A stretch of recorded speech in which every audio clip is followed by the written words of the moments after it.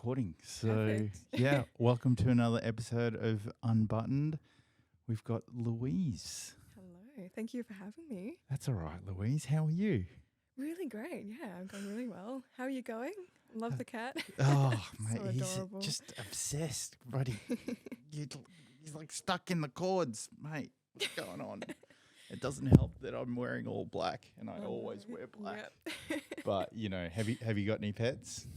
No, not at the moment. I did grow up with pets, cats mostly, but yeah. Yeah. Yes, I'm a cat person. So. Yeah. I'm a cat person right now. Yeah. But I've had like dogs and Yeah. all types of. Well, cats are really nice and independent and just cuddly Yeah. when they want to be. Yeah, and like he snuggles up with you in bed, That's so like adorable. under the doona, Yes, and he puts yeah. his like Oh, paws that's so like cute. right here. Yeah. Imagine in winter, they just want to zap all your warmth. Oh, bro, it's like too much. It's like, how close can you get? Yeah. Stay away, mate. So Louise, tell us a little bit about yourself. Yeah, so I feel like I'm a bit of a jack of all trades at the moment. Mm-hmm. So obviously I've done mostly modelling. I do have a full-time work in the science industry, and then modelling has been my sort of creative outfit. So I started that back when I was 17. Right. So yeah, I've been doing it for quite a while So now. 2 years ago. You're too kind.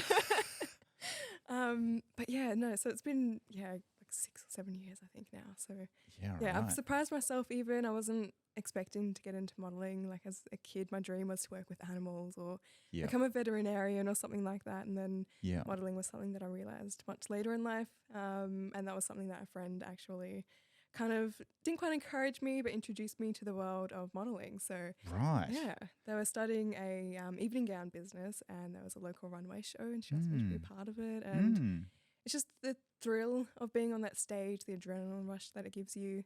Yeah. Like it gives you this fire and this confidence that, I never had. I was always this shy kid. So being out there, the center of attention was completely new to me. And I loved it. It was, I think it's you have to kind of like do it to experience it, and then almost kind of get like a little bit addicted to that adrenaline dopamine rush. Yeah, of course. And I had no idea what I was getting myself into. I knew nothing about modeling. It surprises me, but I loved it. I thought I'd give it a go, and what do I have to lose? Yeah. I've had so many amazing opportunities, and you remember all of the people that you've met along the way, and like it's just being a part of this community and realizing how small the world is. Like you bump into these people every day, and it's really exciting to be able to work with creatives and to have that kind of outlet. And the creative space here in Melbourne is so small. Like people know everybody. Oh, exactly. Yeah. And like it's a good thing, but also kind of like it's a lot of competition, right? Yeah. But one great thing about that is you make one connection, you go to an event or work with them at a modelling photo shoot or something like that, and then you meet another connection, and you just keep making connections from there. Yeah. And when I first started, obviously you have like zero following. So I started with opening up my social media page, avoided all personal aspects of it, just made it like a modelling lookbook portfolio. Yeah. And I think I was posting like once every day or sometimes 3 times a day, which was a lot. It was a lot, but you had to. That's actually not a lot. Damn it. I was like posting 10 times a day on my photography stuff, and like people were sending me messages going, "What is going on?" Wow, that's hectic. And to know that you have to have that many photos to post, and I mean, like you have to do what you have to do to get yourself out there and showcase your skills. It's really about personally, I think it's really about not really caring about what other people think and just post whatever you want to post. Yeah, definitely. Like, it's like there's a lot of haters out there, and a lot of people don't understand how serious the creative work is and how much hard work it takes. So you definitely encounter these people that kind of try to put you down for trying to be yourself and get into that space. It's because of these goddamn things. Yeah, exactly. People are like, "Oh, I can be a photographer." And I'm like, "Yeah, okay." Like you can take a photo. Yeah, you have to get the skills. You can't like get a you know, you can't be a photographer to like direct and like edit and, you know, like all that type of stuff, which I totally understand why people would think that, you know, they can be a photographer or like they can take photos. But yeah, that's interesting. Yeah, no, it's and so a particular type of modeling, like high fashion or like couture, or what would you say would be your interest? Well, especially after that first runway, I thought runway was an incredible experience, and I've tried chasing some of that. But they're all also a lot more strict around the types of people that they're looking for. There's a height restriction or something. Yeah. So it's taken me a few years to keep growing. So, but yeah, so I've done a few different runways, but mostly like photo shoots and commercial. I smile a lot, so that works really well for commercial. I was always telling people you need to smile more. Show me your teeth. I know. Like, yeah. I'm known as the smiling person, I guess. But if I can do that fierce sort of look. You know, the great thing about modeling is you just get to embody whatever character you want to be for the day and whatever you're trying to achieve. So. That's true. It's just like role play, right? But you just got a couple of cameras like around you. So yeah. Okay, so you mentioned a science background. Yes, yeah. So I guess my dream of working with animals wasn't too far-fetched. So I've kind of gone to the environment space, and that's what I'd studied in uni, and it was during uni that I found out about modelling. So I've kept following both dreams at the same time, and it can be a lot, but it's all worth it, and it's really great to kind of have that job where you're using your brain a lot, but it's also really great to have that creative job where I can just like let it all go, just try to be myself or take on the character of somebody else, because sometimes the confidence it gives you, it just feels great. Growing up, I didn't really have a lot of confidence. It's something that I've had to achieve and grow over time. So yeah, it's definitely modeling, pushing myself outside of my comfort zone is something that's helped me with that a lot. Why do you think when you were younger, you didn't kind of have like that confidence? Yeah, that's a tough question. Like during school, I was always like a quieter sort of person, and I experienced a bit of bullying here and there, and I think that really it can affect you internally, and you want to be better than you are. And so you're always comparing yourself to others around you. Like, I want to be more like them or more like this. And but it gets into this overthinking sort of stage. And that's something that... Analysis paralysis. Yeah. Exactly. It's perfectly said. Yeah, exactly that. And like kids are fucking cruel, man. I know. It's awful. The thing unfiltered. The unfiltered and no inhibition around what they actually say. Yeah, exactly. Yeah, like I got bullied when I was younger. Hard to believe, I know. But like I was a completely different person pre-18. And then something happened when I was 18 with my dad, and I was like, stuff this. Like, I'm going to like...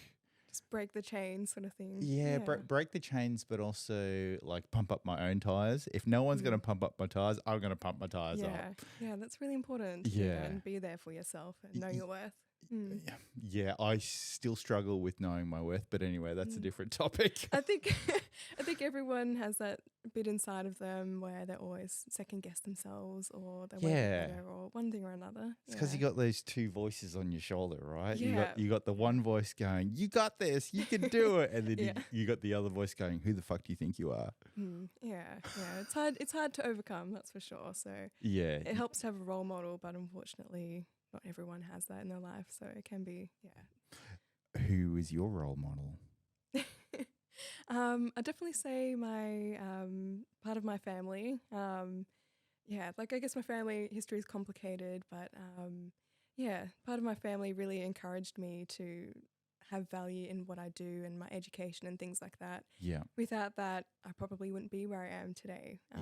So you just need that right person to teach you the right way of doing things and to have goals and dreams. You don't have to just follow in other people's footsteps and not know what you're wanting to do with your life, sort of thing. So it's given me that go-getter mentality. Yeah, I love it. Like it's okay to have goals and dreams. Yeah, exactly. Like what why do you fucking get up in bed? You got to have goals and dreams. No, it's it can be hard, and you have that logical side of you that's like, oh, maybe it won't work, or, you know, it's really competitive, it's really hard, but... What the fuck's going on with this pillow? Oh, my God. Couch is eating you up. I know. I'm like, I always struggle, like, trying to get comfortable. I'm like, what do I step forward? It's like a little dance. Yeah. He's got a cat behind you as well. Bro, he's always there. Are they the two little voices on your shoulder these days? No, they're not. They just use me for food. Yeah. And attention when they can grab me. I when I was younger, I think I often lost people with my dreams, because I was always like, oh yeah, you're like, yeah, you could do that. Yeah, why not? Like, you could do this and you could do this and da da da da. And it's just kind of like I lost people because they were like, what is he on? Yeah. Like he's saying that anything is possible. Yeah. And now that I'm older, I'm like, everything is possible. Exactly. Like at the end of the day, I think it just comes down to like having the confidence and belief that you can do something, and then just going out there and doing it and like giving it a go. Yeah, exactly. Like too many people will stop on the execution because of fear. Fear of failure, fear of what other people will say, fear of what they'll look like, and like all this type of stuff. Yeah. And I don't know, I guess I've kind of always been, but even more so now, like I just don't care. Yeah, you have to. It takes a lot of practice to have that level of confidence where you can do that. Yeah.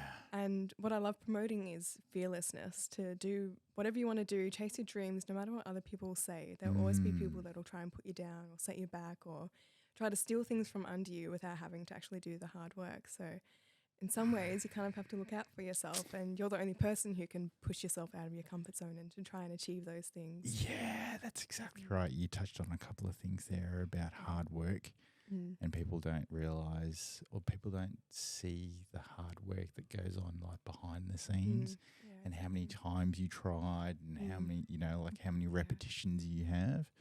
And like, I had quite a few photographers like ask me, and I was mentoring like 5 photographers on, finessing their technique and their style, and they'd always say, how do you get the shots that you take? And I'm like, you just got to shoot. Yeah. You just got to practice. You have to start somewhere. You have to do it every single day. And like, then through the process of doing it, you'll work out your style, you work out what you like, you work out, like all that type of stuff. Yeah, that's the same with modeling as well. You have to do your research and try to look up how to pose, how other people might do it, but also what might work on someone might not work on yourself either. So you have to practice, if it's in front of a mirror or recording yourself, and try and find a way to highlight your assets or what you think looks good for you. And it takes a lot of practice just to even, break free from that kind of like hiding away from people and judgment and, somebody's watching me while I'm out in the street taking a model photo. Like, it can be daunting, but the more you do it, the more you get used to it, and you just have to put yourself out there. There's that Instagram account, Influencers in the Wild. Oh my God. Have you seen that? Yeah, they're hilarious, but I mean, like, I'm sure you can relate to some of them. Yeah, but some people will stop at nothing, so. Yeah, I mean, you got to get the shot. Yeah. Or like, I mean, if it's your job, that's what you got to do. Yeah, exactly. Do it fearlessly. And that's what I admire about other people, is those who can do that. Because even sometimes I get stuck in my head with the overthinking side of things. So that's something I'm continuously working on. And that's the science side. My boundaries. Yeah. I've mentioned this a couple of times on the podcast, but like through the process of doing this, I've uncovered, and I just highlight a lot of things from individuals, and the number one thing is they always have 2 sides. Yeah. They always have like either a professional, or like corporate side, and then they have a creative side. And everybody seems to want to do more of the creative stuff, which I think is really good. And I guess that's kind of why I'm doing this podcast, to kind of like highlight all the different aspects, and that, you know, it's okay to be creative and it's okay to have two sides to what you do, and things like that. Like as long as it's happy for you and you're kind of like pushing that fearlessness and you know, the creative side, then that's really good. Yeah, definitely. I think sometimes I even try to separate the two. Like I don't often let the creative side know much about the science stuff, or like the colleagues that I work with in my science job about the modelling stuff, because I feel like it's two totally different worlds, and you know, you never know what somebody might think of it or understand, or if it might affect your performance in some other area. It's like, no, I've got this, I can do it all, I promise. Yeah. Yeah. You can do it all. Exactly. Yeah. Yeah. So, did you grow up in Melbourne? I actually grew up in Brisbane, Queensland. So Queensland girl. Yeah. I don't know why I said it like that, but but yeah, no, I was in there up until I think 2016 or something like that. Okay, so then you came down here and you experienced COVID down here, lockdowns down here. Yeah. And studying during it too. Did you go back to Brisbane? You should have. No, I heard a lot of people were doing that though. They didn't have any lockdowns up there, and they didn't have to wear face masks. Oh gosh, like by the 7th, 8th lockdown, I was just getting fed up of it. Like I think that's enough patience just to last that long. But yeah, they just started getting like very little breaks in between the lockdowns and sudden turnarounds, and I lost 7 kilos in lockdown. Is that a good thing? It was intentional, but I just found it really easy to like be super strict on my diet. Oh, yeah. When you're out of lockdown, it's so hard. Yeah. You just have the freedom to choose whatever you want. I know. That's the one benefit out of like having such strict lockdowns, is that you could like, I could like knuckle down. Yeah, that's pretty good. Good effort. Yeah. I feel like everyone had their own little thing that they were focusing on during COVID, because they had more time, I guess. Yeah. I did go a little bit crazy with my photography as well, but anyway, we won't talk about that. Yeah, well, because of the lockdowns. Yeah. Didn't do much at all. Just in the local area, you know. That's all it was. Yeah. 5K radius. Yeah, totally. So, what made you decide to like move down from Brisbane to Melbourne? It was family. Had work down here, so so I finished off my studies here. I think it worked out for the best. I probably wouldn't have gotten into modelling or met the same people that I have. Like it's just can't believe one relatively small change can change the whole outlook of your life in some ways. 100%. It's crazy. We make decisions every single day, and I think depending on what the decision is, it can completely change the trajectory of where your life is going. And like so there's kind of like sliding door moments. Yeah, exactly. You know? Yeah.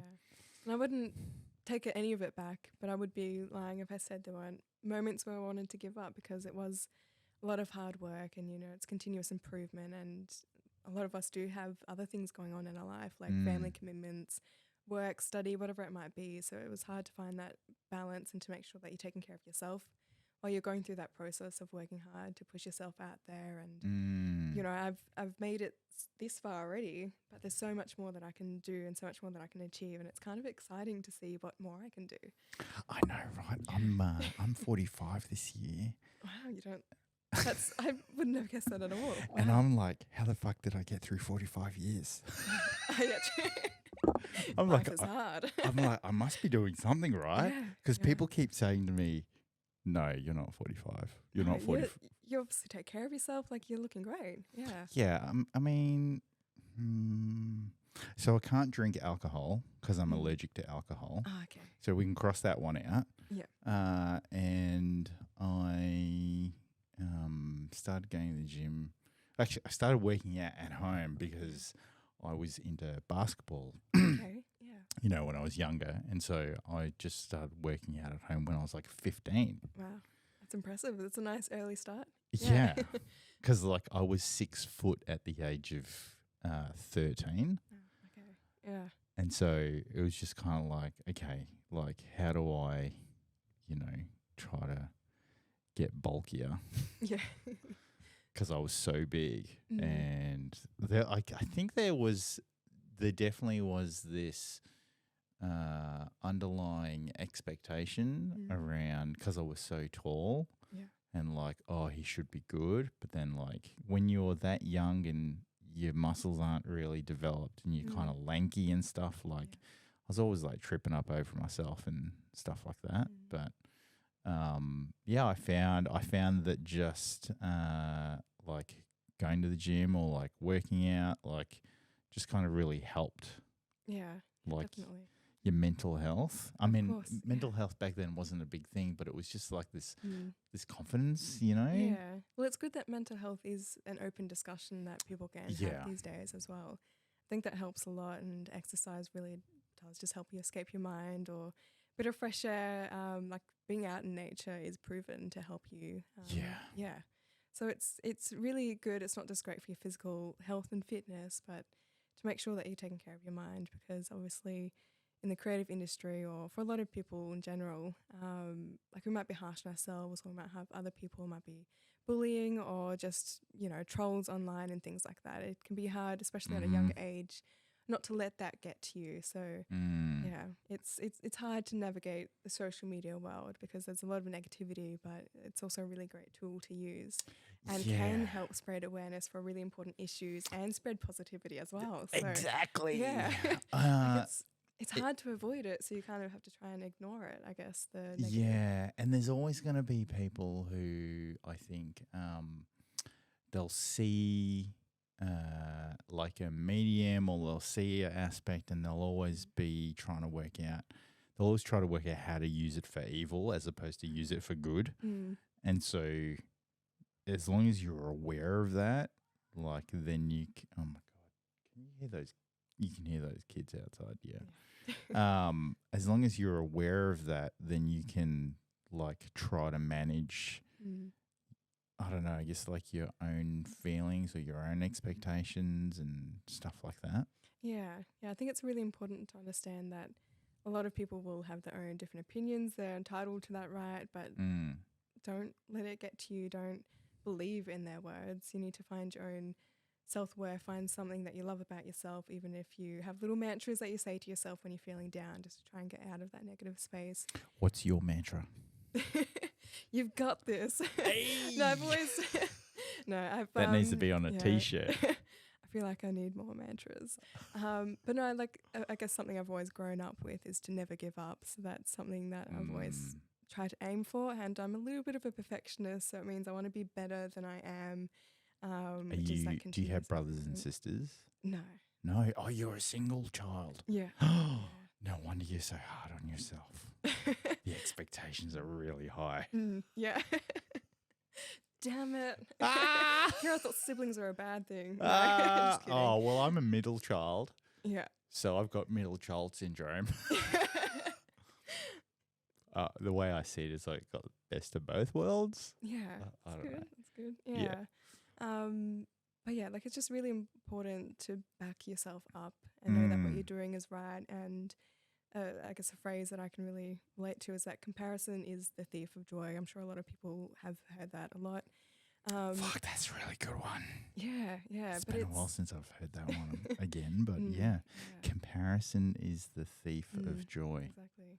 And it's not fair, or like it's quite unbalanced to compare yourself to others as well, because everyone has a different life. They've had different influences in their life. Maybe they've started, for example, if modeling was something that you're after, maybe they started a lot longer before you did, and you might be the same age, but you're not going to be the same level, and that's okay, because you have to work your way up and take the time that you need to do it. You don't have to rush into anything. Do what you want to do, what you can do, and just go for it.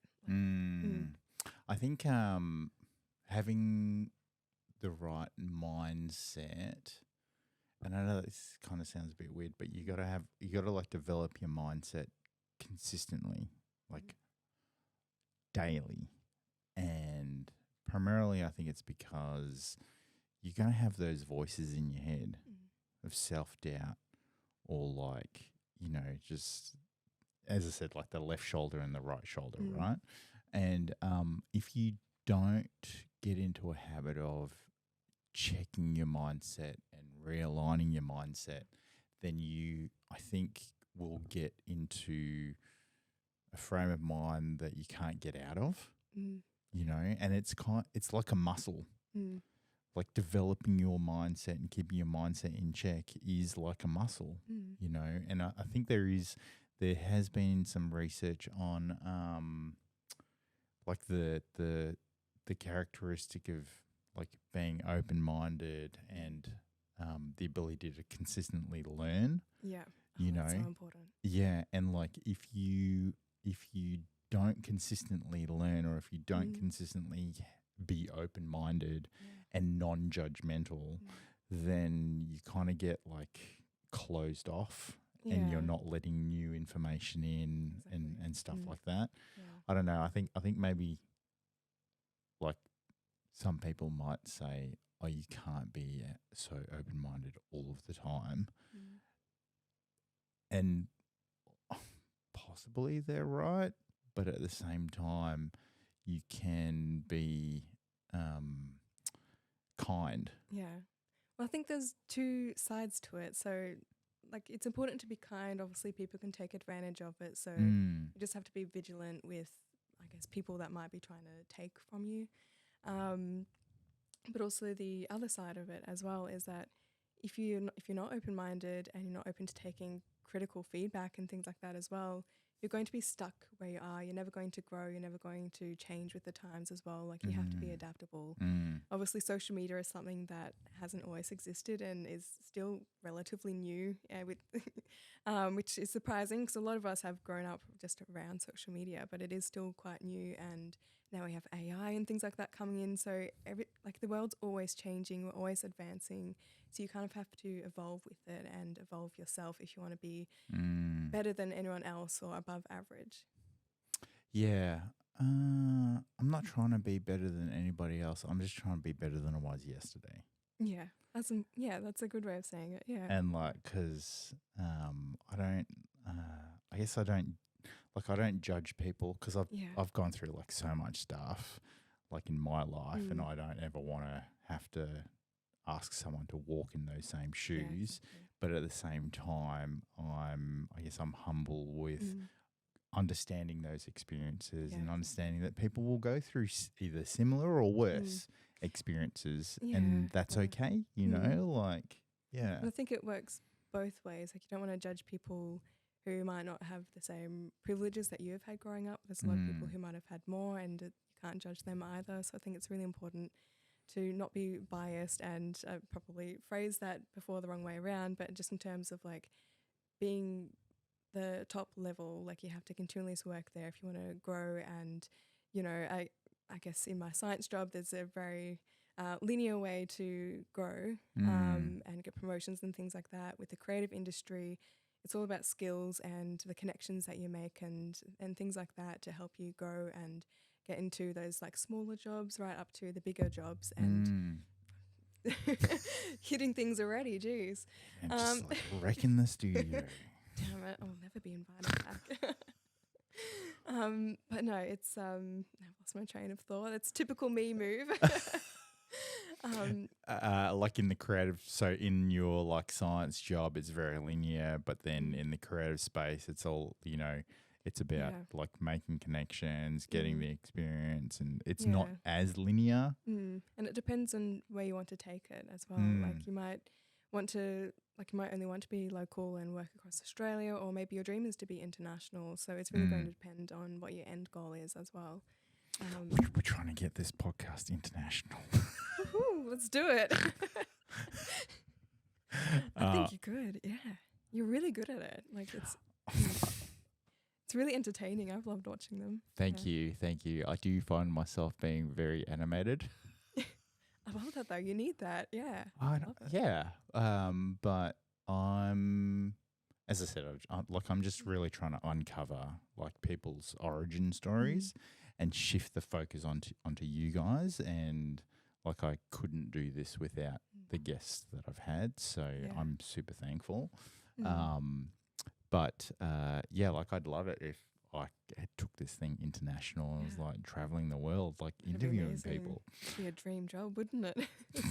Yeah. You get to meet so many amazing people and to learn from them, and it's a great way for them to not just uncover more about themselves, but to raise awareness of issues that might be important to them, or give little insight into what it's like in the industry that they're in, so others who might be wanting to follow that same path can kind of take on that advice, or maybe someone can relate to it and it helps them get out of some sort of negative space or something like that. Yeah. So there's two parts to what you just said. Yes, people will forget. So the first thing is, yes, people will forget how much they've achieved through their experience and, what they've gone through. And I think that's because they don't reflect enough.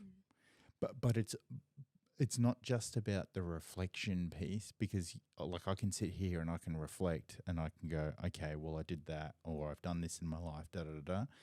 But until I verbalize it and tell it as a story, will someone else go, fuck, that was fucking actually pretty amazing, And so that's what I'm doing here. Like I'm listening to other people's stories, and then I've already forgotten what the second point was.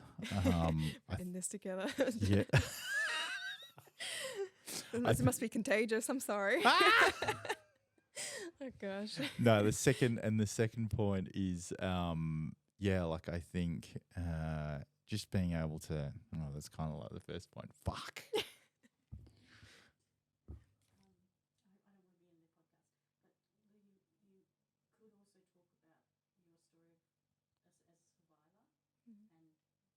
Oh yeah, we're gonna get to that. Yeah, we're gonna get to that. Because I'm just waiting for you to get into that when you say kindness and things like that. Hopefully I'll remember what that second point is. But so you're a fashion reporter? Yes, that's something I just started last year with the Australian fashion platform. Right. Yeah, so it's been really exciting to be involved in that work. I've got my own little microphone and everything set up. But yeah, the first ones I covered was Melbourne Fashion Week last year. So I went to quite a few events and some of the behind the scenes runway shows and things like that as well. Yeah. And then I've done Sea Witch swimwear at the Arts Runway, and then I also just went up to Queensland recently for the Toowoomba Fashion Festival as well. So. Hang on. There's a few names in there that I'm like, oh my God, I know those people. Sea Witch, like Simone? Yes, yeah. Oh my gosh, I know. Yeah. And I think I was in Toowoomba No way. that weekend. Oh, no way. Yeah. That's crazy. But then I flew back on the Saturday, and I know the fashion show was on the Saturday. Yeah. Wow, that's what a small world. Yeah. That's so good. Like you like obviously kind of like doing the modeling and then kind of doing the reporting stuff. Yeah, it seems like a natural sort of progression. On my social media page, obviously, I'm doing a lot of talk to camera and presenting and things like that. So it's kind of just taking it to the next level and reporting on fashion and just tying those two together. So yeah, it's really exciting. It wasn't something I necessarily had planned. I sort of thought about it, and it's just kind of one of those things that was sitting in the background. So to be able to actually make that sort of pathway come alive, it's been really cool. Well, I did some extra work. Awesome. Love it. This is probably like 8 years ago. Yeah. And and then like I only really did like maybe 4 jobs, and one of them was Neighbours. But and then it just kind of my corporate job just kind of like got way too hard. But yeah, that's and like in my photography realm, I would always like either do behind the scenes footage of myself, and then I started doing videos of myself and videos of like me interviewing models like after photo shoots. Oh, that's awesome. Yeah, well, actually, I was really hard on myself because like Okay, you yeah. got to watch the footage afterwards, and I was always like, why the fuck are you wearing a yellow t-shirt? Never wear a yellow t-shirt ever again. I think we've all secretly been there. I don't think if anybody actually enjoys watching themselves on film, I think they have to be lying or like, I don't know. Yeah. It's just, I hate it. Absolutely hate it. You do get, the more you do it, I think you do get more confident in accepting what you're seeing, Yeah. you know, because you have this idea of what you thought you were like. Oh, yeah. And then when you actually see the footage, it's kind of like, oh. Yeah. But that's the only way to learn. If you don't like something or you consider it a failure in your own mind, like that's one way to grow. And it's really important to be able to take that on. Yeah. Also to not be overly critical of ourselves as well. Yeah. And it doesn't help when you like see a lot of other people on social media looking a particular way, and like you start going, oh, well, why aren't I like that? Or, you know, yeah. So it's hard. It is hard. Yeah. It's like it's easier said than done. Like I'll be here saying, try not to be so harsh on yourself and, you know, be kind to your own self. But it's also like, you know, I'm not always that way either. I'm sure you're not either. Like we all have our moments. Yeah. It's about making sure that you don't cling to the negatives or sit in that space for too long. Otherwise, you just won't get anything done and you'll just always be constantly down on yourself and you're never going to feel confident. And if you're struggling with confidence, just draw your shoulders back, you know, head straight up, like just have that sort of confidence posture and it will naturally come to you in some way. Do you stand in front of the mirror every morning and shout out affirmations to yourself? In the Superwoman pose, I've heard it works. I haven't tried it yet. Yeah. Maybe I should. I usually do it when I like flick my hair back. I'm Yeah. like, fuck, I look hot. Yeah. Film it in slow-mo. Did I do it in slow-mo once? I probably did. Sounds like you need to do a photo shoot just to like satisfy that little... I did do a photo shoot. Yeah, I have done. Awesome. Yeah. So this was probably about 2 years ago. Yeah, 2 years ago I went to Adelaide and I got a model that I shot here was taking up, so she moved to Adelaide and she was taking up photography and I was like, yep, I want you to take my photo. So we did a shoot, and I think as a photographer it's always important to do things to help be able to relate do things to help enhance how you manage or run your photo shoots. And one of those things for me was being able to understand what my models or clients would go through. Okay. Yeah. You know, like all of those emotions. And so it was really important for me to kind of like do that. Just to help break down their own walls that they might have. And yeah. Everyone goes into every job feeling a bit nervous and to begin with. So. And so it's really, what I found was so not only the piece around understanding the emotions and being able to relate, but the power of that statement being, I've been where you are, I've done a photo shoot, here are the photos, have a look. It's so much more relatable. Because people can feel intimidated as Yeah. well. Yeah. Yeah. And it's to kind of have that friendliness as well.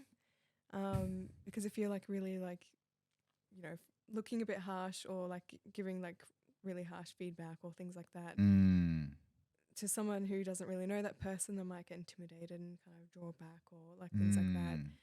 So it's important to, like, while remaining professional, to have that kind of level of friendliness just to make them feel comfortable in the space. Yeah. Yeah, 100%.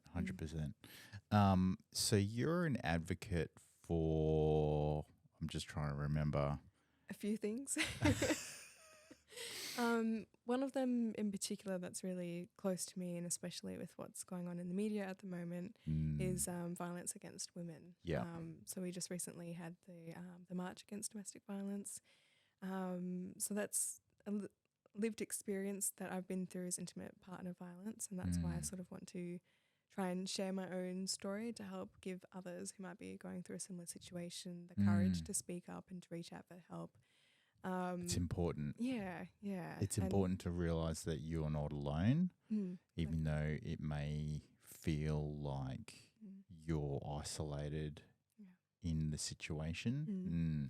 And there's so many hidden complexities to the issue as well. And one of them isn't just education about like what's right and wrong, but for women or anyone who might be experiencing it, it's not always physical, and it's really hard or can be hard to see the emotional abuse or coercive control and things like that. Or like I did, you find ways to normalize it until it gets to a point where it starts escalating and you know that it's wrong, but you just try to find excuses as to why it's fine and like you'll be all right, nothing will happen. And it might not be an imminent physical threat or harm. It still leaves emotional scars, and it's something that you carry with yourself. It affects your trust in people because you see them in the start when you first start dating someone, you're like, oh, they're a really nice person, and they carry that through, and then eventually the other side to them starts showing through, and it can be really hard to kind of break out of that toxic relationship cycle as well. That's why it's important just to like get to know someone first. Yeah. Like A lot of people try to rush and pressure people into like relationships or doing different stages or like things like that. It's just not right. Like the second somebody starts putting pressure on someone, that's just like, no, just walk away. Yeah.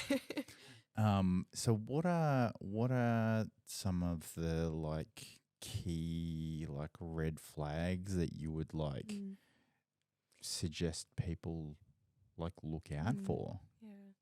Well, one of them is it can be like control of money.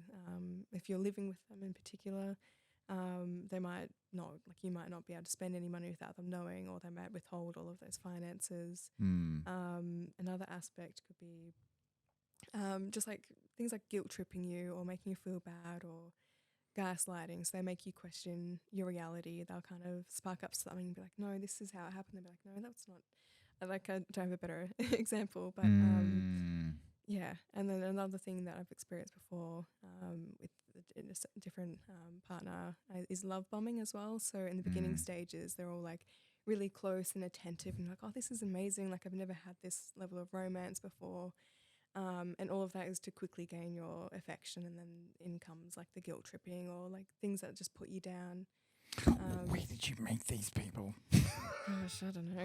Because like that's where other people need to know. Don't go there. If only it were that simple, that'd be amazing. Then we could just like just put little gated communities around them and just shove them in a corner. I know you've got to you got to watch out because they're like zombies, right? Yeah. Zombies are everywhere. Yeah, it's like the apocalypse is happening, but they like kind of blend in, some of them, and they blend in and they wear disguises, and exactly. it's they like put on a mask. Yeah. The whole Mm. mask thing is interesting because, I think it is this piece around like, and actually I'll come back to my first point, right? Using it for good versus evil. Yeah.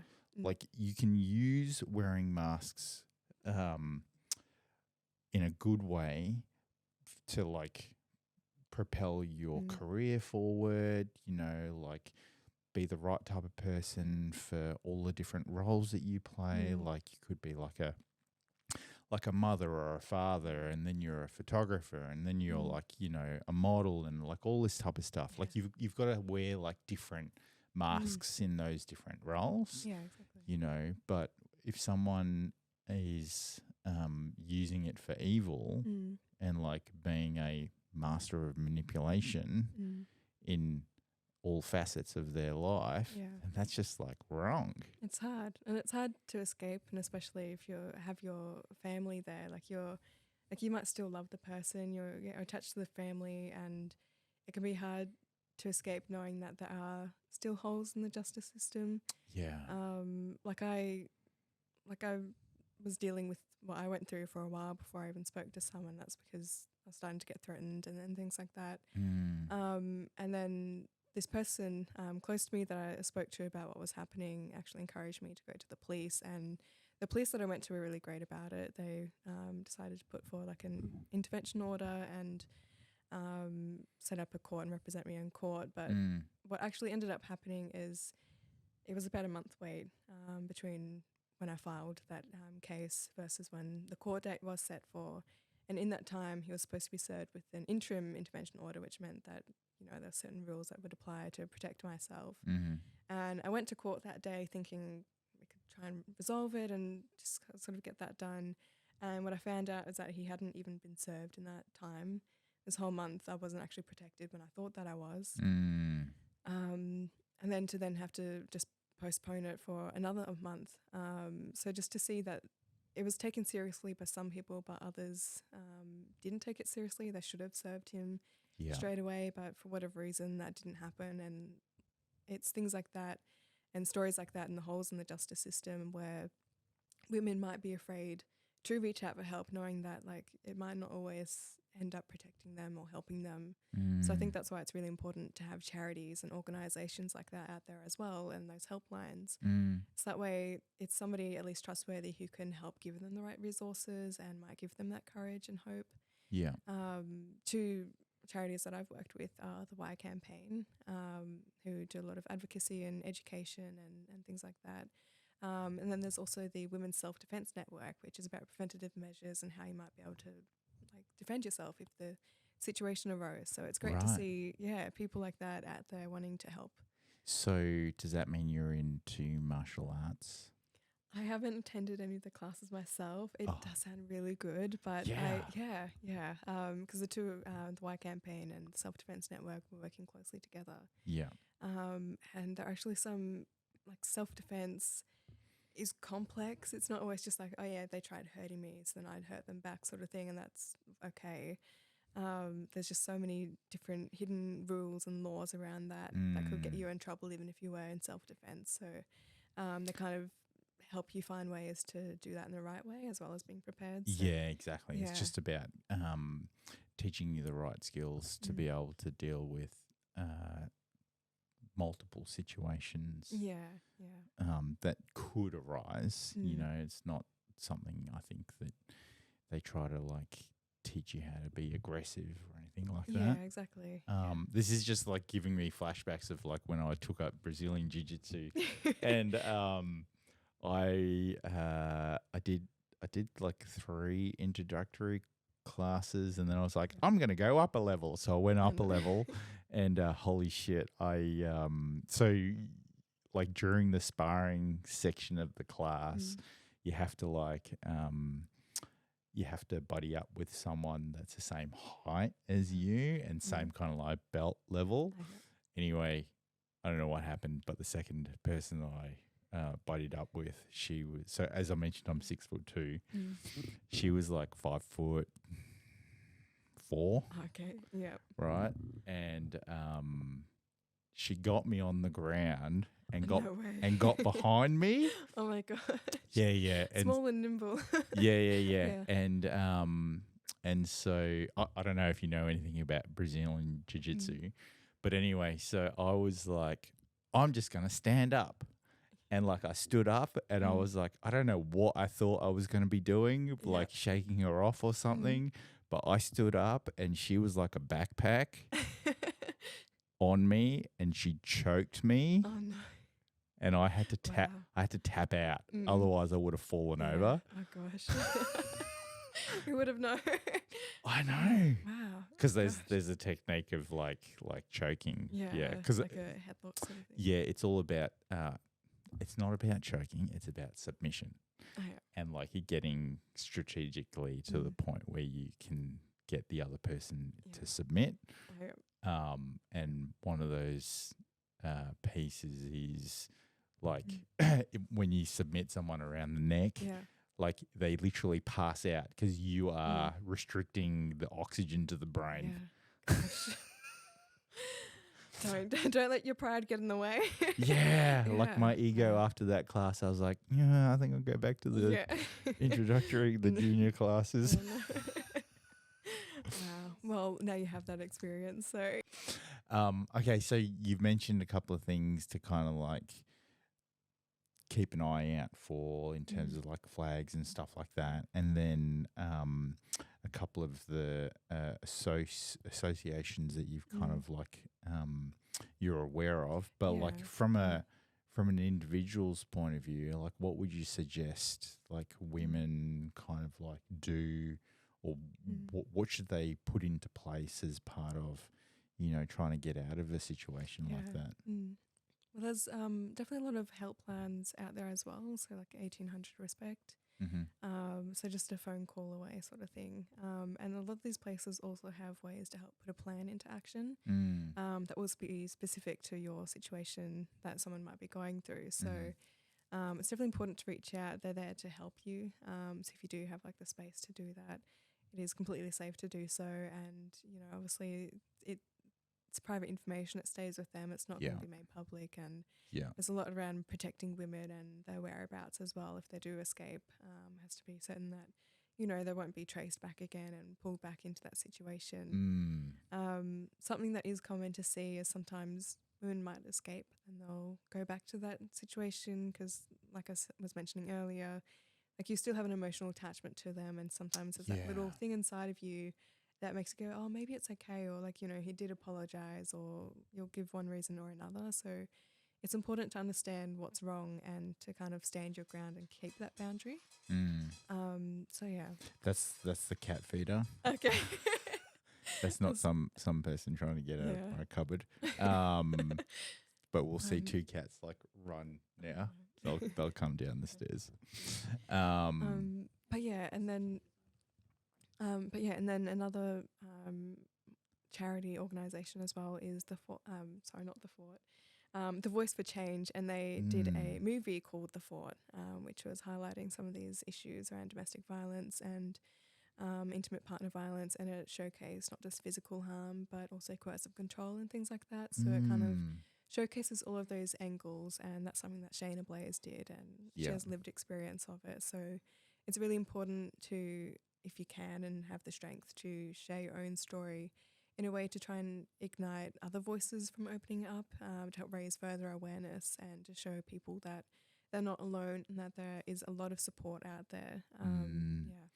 There is a lot of support out there, and I think you've touched on a couple of things around like being emotionally attached to someone. So like when you like step away, like trying to like manage that whole piece and understand that there is additional help that they can get to break free from that, you know, attachment. Cycle. And that cycle, because I think it's hard for people to break the cycle if they feel like that's that familiarity, you know? Yeah, exactly.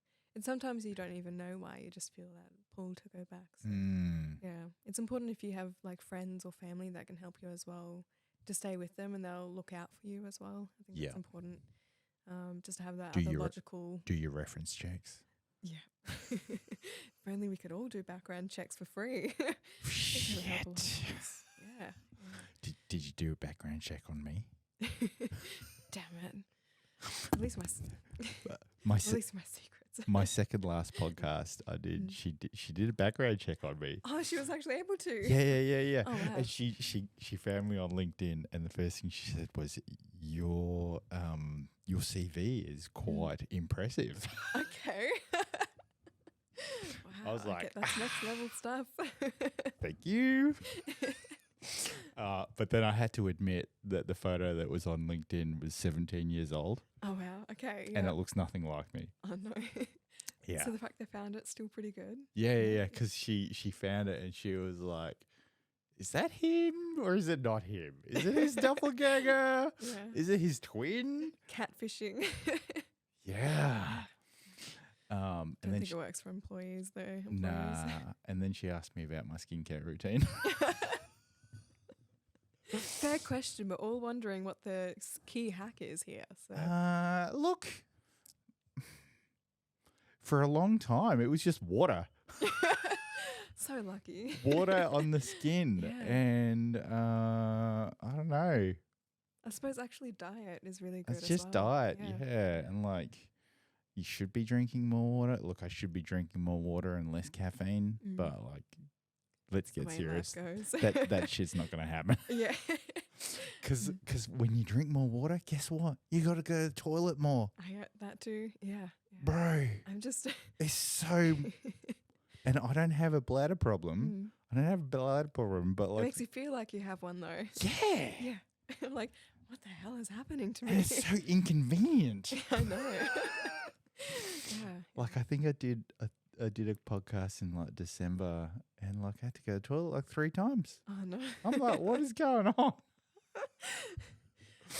Yeah. I'm one of those people that has to make a conscious decision to drink more water because I just don't. Like I might get through one like little 750 ml bottle a day, and that's not enough.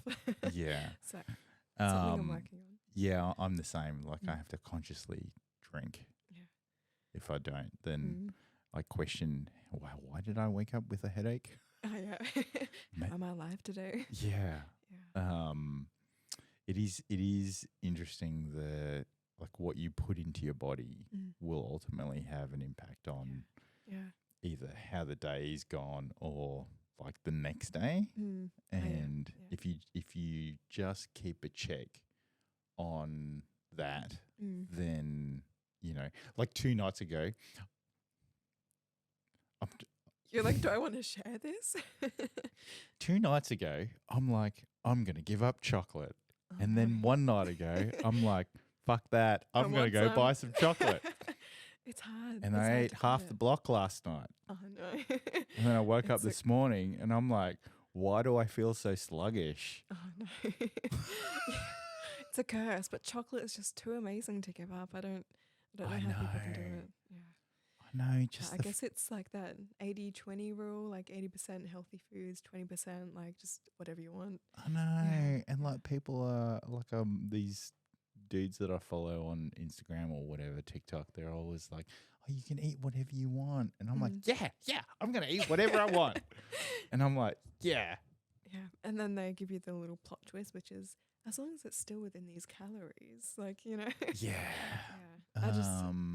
I think it would be too exhausting and to like count your calories every single day. And what is life meant to be like if you can't have little enjoyments along the way? Yeah, of course.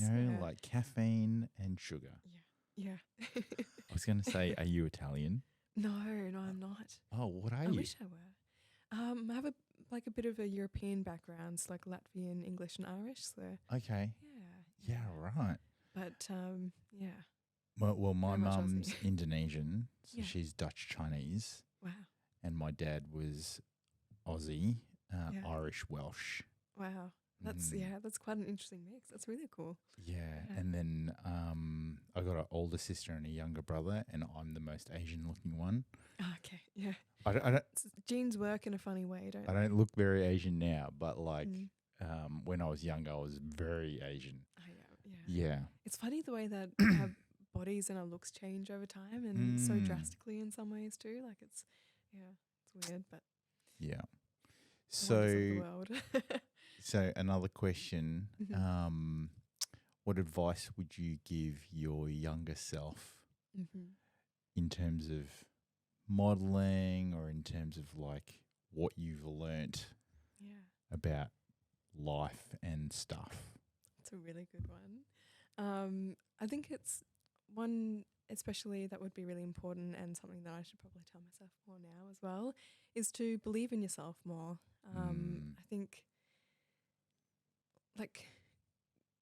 I've sort of touched on a few things here, but like you kind of sit in this almost like imposter syndrome sort of moment where you're like, I've achieved so much, but you don't recognize how much you've achieved because you're always chasing for being more than you are now.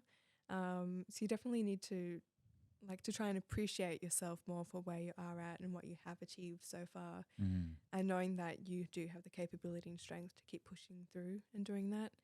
I was also a very shy kid, so stepping out of my comfort zone took a lot of work, and I think if I had more belief in myself growing up, then maybe I could have done that sooner and been a bit more outgoing than I might have been.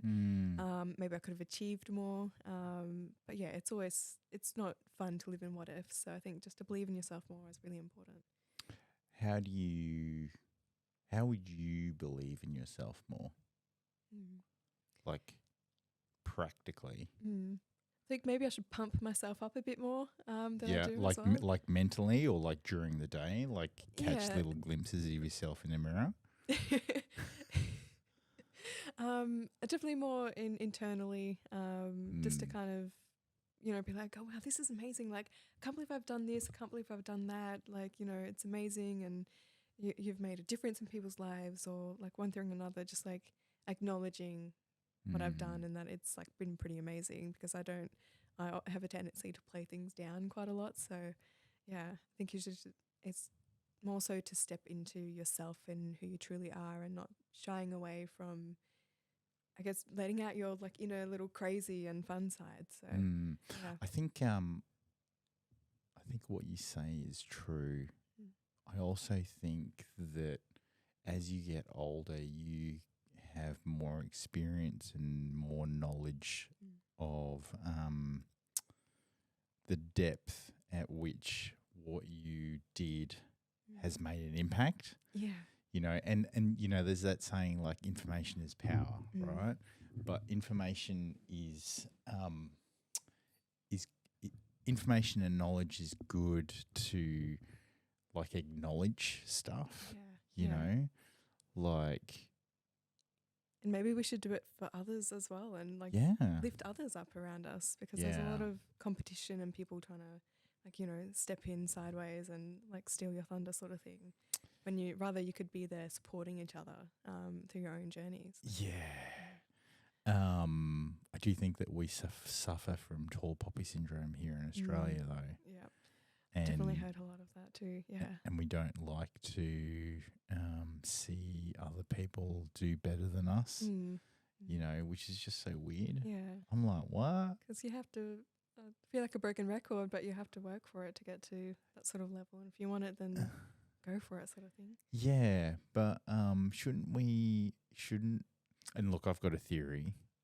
Yeah. It's because we live on an island. Yeah. And we cannot get off the island, right? And it's a big island. We're stuck on it. It's like just a big episode of Survivor. And like at some point we're going to like have to do a challenge, a physical challenge against everybody else. And like we just don't want that, Yeah. And look, I know I'm making a funny metaphor or analogy about it, but I do think that because we're on an island and we're kind of all stuck here, we don't like seeing people on the island do things that are extravagant or like outside of the norm. Yeah. You're just boxed into like what other people's expectations are. Yeah, and I get that some people will say, "Oh no, we're not like that," but deep down inside, how they operate is that they don't really support. And so then it kind of like creates all of these other issues, these other underlying issues that, people end up not being confident in voicing, like that they need help or they don't know where help is and like all this type of stuff. So I think it's always important to like support everybody as much as they can in the things that they want to do. And I get like my perspective is very different because it's like I've been through stuff and like I would think that my perspective is more of a worldly, holistic, end-to-end perspective, where like I don't judge, like I accept everything that, people tell me, and like I appreciate their life stories and the things that they've gone through. And yeah, so from my point of view, it is just all about like supporting everybody as much as you can. If that's something that they want to do and want to achieve, then that's great, Not to judge a book by its cover either, because you don't know. It might seem like they have it all going for them. Don't judge a book by its cover. You're like, I'm not some gangster. When I got my first tattoo, my mum was like, "You are never gonna get a good job. Oh, no. Like, what are you doing to yourself?" Mm. I'm like, "Oh well, like, Yeah. I started with Not one." you. Yeah. Gotta do the other. It's addicting a little bit. Oh, it is alright. Like, Mm. you know, I think it's just about supporting everybody and Mm. with what they want to do, Yeah, exactly. Yeah. and like people need to have the platforms and the opportunities to be able to express themselves in a way that they want to.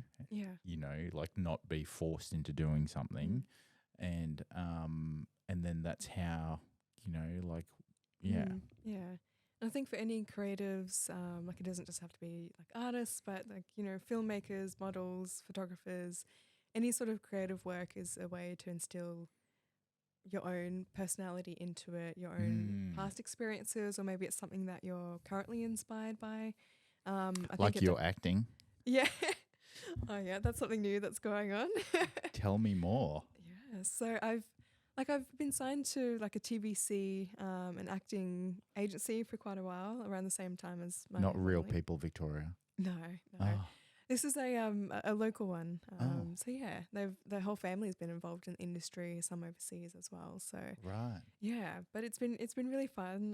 The first job I got through that one was on a film set, background extra for an action movie called Blacklight, which had Liam Neeson in it. And yeah, and it was Fucking hell. The people that I get on this podcast are just so fascinating. yeah. No, it was I was shell shocked. Like I remember walking past him. The scene was basically like a drive chase scene and ending up in a shootout. He had a stunt double as well, and had Liam Neeson is like so tall. To find a double that looks like him and is like the same height, I don't know how they managed it, but yeah. Anyway, on one of our breaks, I was walking past Liam Neeson. I'm like, oh my god, this is really happening. I'm seeing him. I'm like, yeah. But yeah, it was just really fun, and to see how much goes on behind the scenes, all the little bits and Oh, yeah. pieces, sound, like it takes so long to film such a small scene, and they have a whole movie or TV series to make ahead of them. Like it's just so inspiring to see. Does he use the line, it's out of the movie The Taken, I can't. I know. Whenever I think Liam Neeson, I think of that scene where he's like, "I know where you are. I've got secret special skills and I will find you." I feel like it did feel very like Taken-esque, the show. Like yeah. like I guess a lot of action movies sort of feel like that. But yeah. Like I you feel said, like Rob. maybe then he's kind of been typecasted to be like that type of character. Yeah. I think that some actors struggle with is like if you like it's good to try out different types of film and figure out what genre you sort of fit into, but sometimes you just start in something and then you're stuck in that. So yeah, I imagine it would be very hard to try to navigate that side of things and choosing jobs that would align with you as well. Yeah. Where do you want to take your acting? Yeah. So in the past year, this is something I've started focusing on more. Because obviously I've built up branding and a profile, and I'm finding ways to continue to upskill, and yeah, it's just another way of being creative. I'm starting to do some classes, so I've got a local Melbourne teacher that I'll be doing some acting classes with, and then through NIDA, I'm currently actually learning the general American accent. So yeah, it's been a little bit rough, but Hang on. Does that mean you're going to be going to LA? I don't know yet. I honestly don't know where this is going to take me. I heard London is also really a good place as well, and Canada as well is supposed to be really good for the film industry. So yeah, it'd be interesting to see what happens. I think I'll see what experience I can get here first, because obviously if you do work overseas, you have to get a visa and stuff like that. So yeah, I think while I'm beginning it, you can sort that visa out. yeah, probably. But yeah, no, I feel like it'd help to have more experience before I start going to like bigger auditions and stuff like that. So it'll be a slow burn, but I'll continue to work towards that. And yeah, obviously, I feel like majority of the market is over in the US, and obviously they film some US films over in Australia as well. I think there's one coming over here soon. The one I did with Liam Neeson was set in America. Yeah. But it was during COVID, so Australia was obviously welcoming in all the money that had come in from taking advantage of that. So 100%. yeah, It's cheaper for them to do it here. Yeah. And then if they can't do it here, they go to New Zealand. Yeah. It's even cheaper there. Oh gosh. So yeah, it'll be interesting to see how it goes, but I'm really excited to explore it more. So Yeah, that's so cool. Yeah. And then at some point, will your like science job like disappear? And I you become have full no celebrity idea. status? How amazing would that be, though? But yeah, I mean, that's such an amazing origin story. I mean, like I feel like I should believe in myself more in the words that I say because I sometimes I don't listen to myself. I think because like anything is possible, but it's hard to see where it could take me. Yeah. Like if you're trying lots of different things, and I'm so inspired to hear your story because of the fact that you're trying lots of different things and you're a survivor of intimate partner violence, right? And it sounds like you just completely turned your whole like life around and you're doing things that one, make you happy, two, fulfill you, and you're able to make an impact on the community or industry that you're kind of a part of. And so to hear you say acting and it's like you're getting classes, like all of this, like that's amazing. Yeah. Sometimes I surprise myself even. Like I never would have imagined I'd be in the position that I'm in currently. So I suppose Why? I guess I didn't really know this world existed, but also I was always so set on like in my studies, I was very serious about like science. This is my interest. This is where I'm taking it. I need to study to, get the grades and get into that uni degree and stuff like that. And then, Don't worry about that. And then I fell in love with all this creative stuff and it's just continued to open different doors for me and different avenues to explore. So, yeah. And look, I say, don't worry about studies, but they are important. Yeah. I think certainly for myself, I was very hard and analytical, like in my younger years. And then as I've gotten older, like things aren't as black and white anymore. Yeah. There's a lot of grey. That grey area is like a lot to figure out on your more, own. And that book, Ikigai, I've heard a lot about it. Like just being able to find your purpose and focus on the good things and like all that type of stuff. I think it is something that like when you're younger you may have an idea of what you want to do, which is great, like have goals, but then I feel like the successful people are the ones that adapt. Because you don't know what's going to happen. No, exactly. You don't know what's out there. You couldn't possibly know everything. Yeah, and like not only from the point of view of like what happens like with the people that you meet or the interactions and all that, but also like internally, like you don't know what's going to happen, so you have to learn to adapt really quickly and make changes and believe in yourself and stuff like that, and it's a lot, right? Which is why I say that the grey area as I get older just keeps getting bigger and bigger. Like it's not as clearly defined anymore. Yeah. You just have to sort of go with the flow, see what happens, see what. Yeah, and it's okay for your goals to change over time, or yeah. And like sometimes they compete with each other, but you find a way to make it work. Yeah. And then for me as well, I think if you enjoy like the journey or the process that you go through, that's for me that means more than the actual outcome. Like as a photographer, like I was doing photography for 11 years up until last week, where I decided I was going to stop. Right, and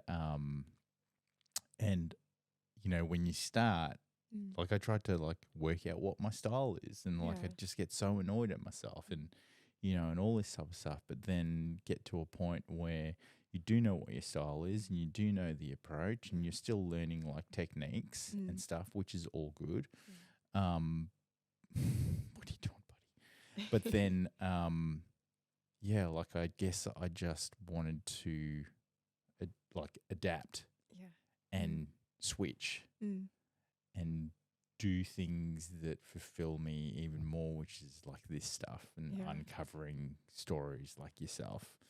That's really cool. Yeah, and like meeting lots of different types of people, and it's I don't know where this is going to go. Yeah.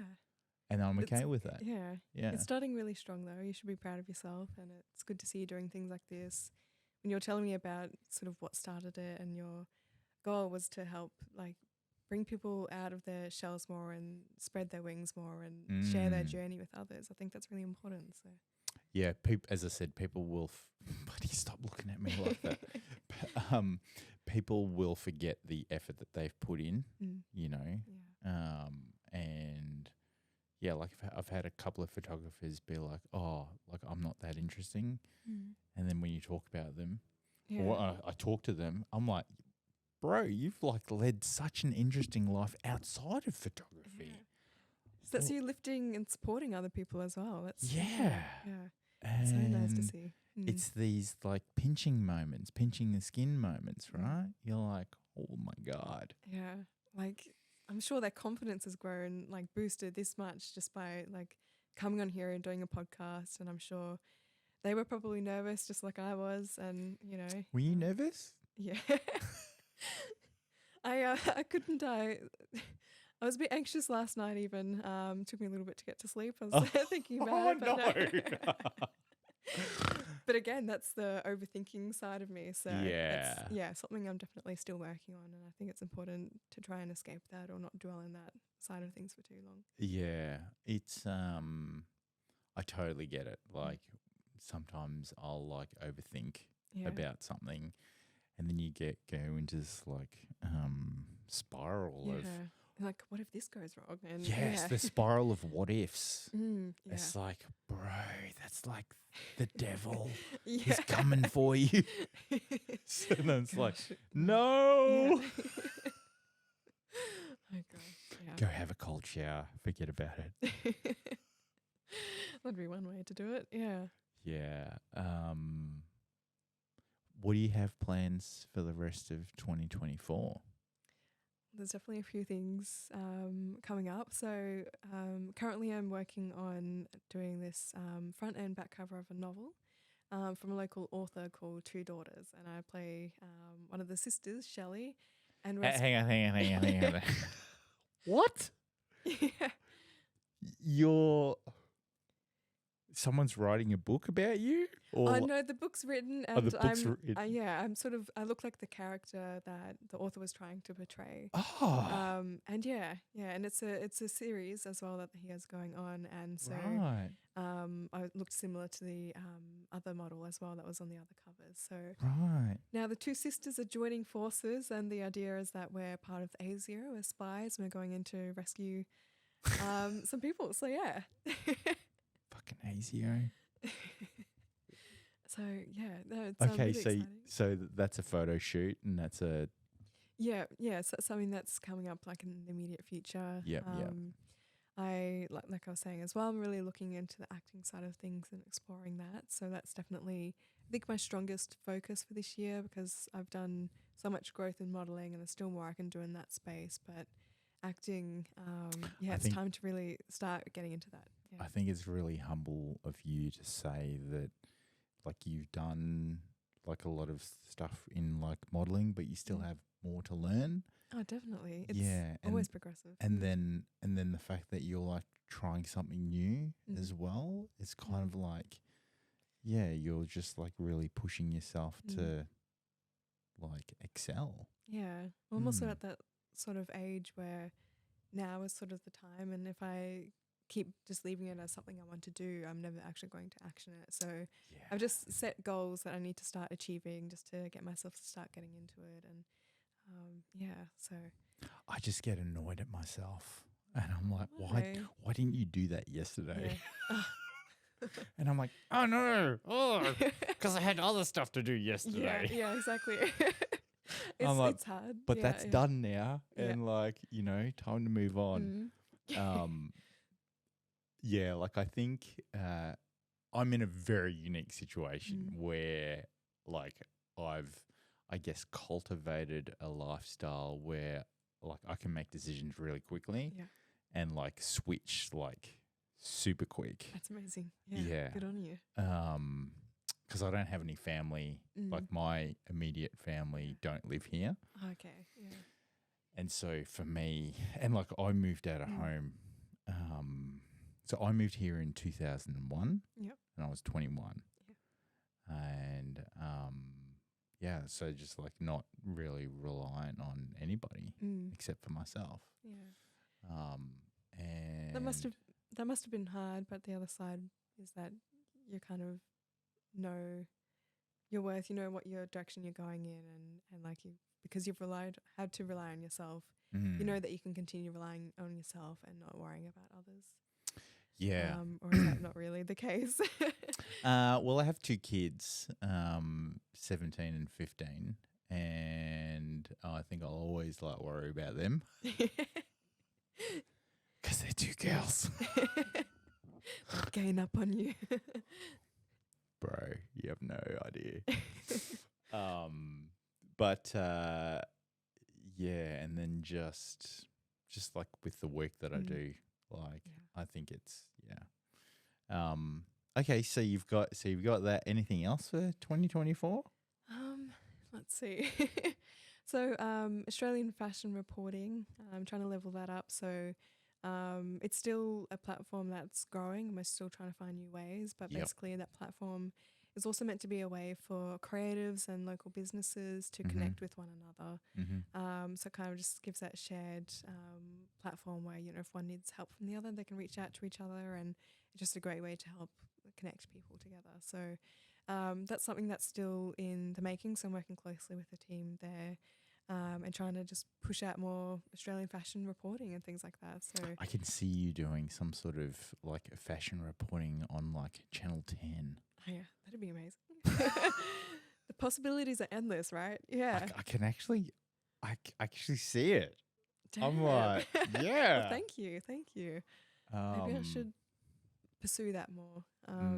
Yeah, and I'll have a few other hosting opportunities coming up as well with like international fashion weeks and stuff like that. So yeah, it'll be exciting to jump into that side as well. So fantastic. Yeah. How can people find you on social media? So I'm on Instagram. I stick to just that one, and it's Louise Child _official. So yeah. I'll have it like come up yeah. on the video. I was like, do I spell out my name? Louise Child _official. Yeah, Okay. that's the one. So if anybody's got any like reporting jobs, they can just like reach out to you or like definitely give you some like positive affirmations. Yes, just send them all through. Just believe in yourself, Louise. Oh, that'd be so sweet. Hey, Channel 10 might like reach out. They're like, hey, we need a fashion reporter. Oh, no, that'd be cool. But yeah, so my social media page is also a bit of a community as well. So I do like to make sure that like, you know, I'm thankful to everyone who supports me and things like that. But also try to foster a safe space where people can, like, you know, comment and support each other and stuff like that. Yeah, and certainly if people feel like they don't know where to go in terms of your advocacy, like they should like reach out to you and. Yeah, definitely. I could put you into contact, and I also do some other charity work as well with young veterans and Bush to Beach, which is a children's charity. So yeah, there's more You're things doing like that. Like heaps of stuff. Yeah, but yeah, so like I have those sort of connections and support, and like, you know, if you feel like you need that sort of help as well. How many hours a night sleep do you get? Gosh, I feel like it dwindles day and day. But no, I try to make sure that I'm also focusing on myself to get at least enough rest. Sometimes it doesn't always work out that way, but yeah, it's important to take care of yourself and to try not to burn out at the same time. So, Yeah, 100%. it's 100%. a delicate balance. Well, thank you so much for coming along to have a chat. And thanks everyone for listening in. If you hit that subscribe button and get that notification bell, I'll see you guys all in the next one. Bye.